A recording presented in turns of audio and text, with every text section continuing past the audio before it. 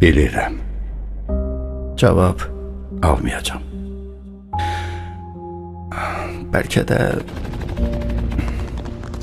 Bəlkə də sənlə nə vaxtsa qarşılaşmışam. Yol getmişəm.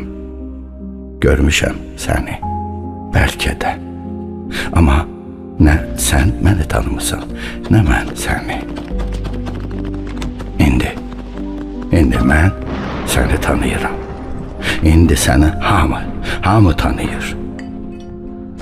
Əziz şəhid, o namərd gülləsinə tuş gəlib yıxıldığın yerdə hansı ucalıq, necə bir nümunə yaratdığının fərqindəsənmi?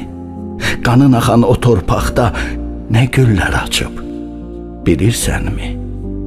Xocalıda üzlər gülür, bilirsənmi? Üzeyir, Natəvan, Bülbül, Şuşada necə bəxtiyardı, bilirsənmi? Laçında məktəb açılıb, Xankəndi tələbə şəhəri olub. 30 ildə uçurulmuş o viranə daşlardan Zəngilanda bina hörülüb. Bilirsənmi?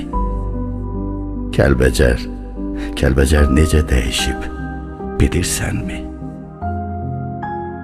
Sənin şəklini bütün Azərbaycan başının üstündə tutub, bilirsənmi? Əziz şəhid, məncə sən hamısını öncədən bilmisən. Bu cənnəti təsəvvüründə görmüsən. Ona görə səni heç kim dayandıra bilmədi. Cənnətə doğru getdin. Vətən, canım sənə fəda nidaları ilə. Anana da, atana da, evladına da ən yüksək adı verdin. Şəhid anası, şəhid atası, şəhid evladı.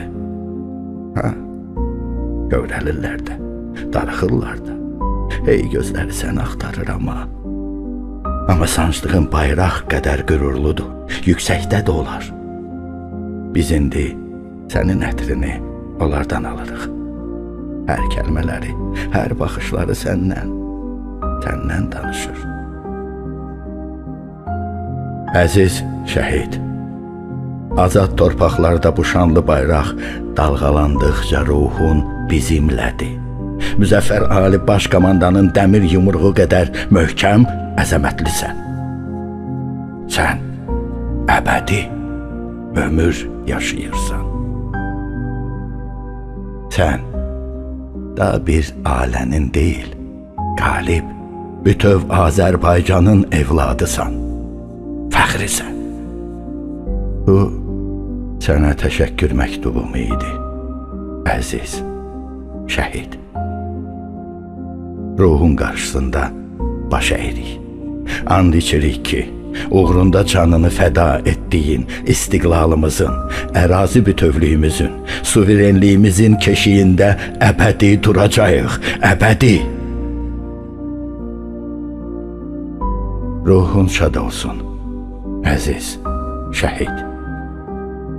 Son nəfəsinlə ucalır bu səda.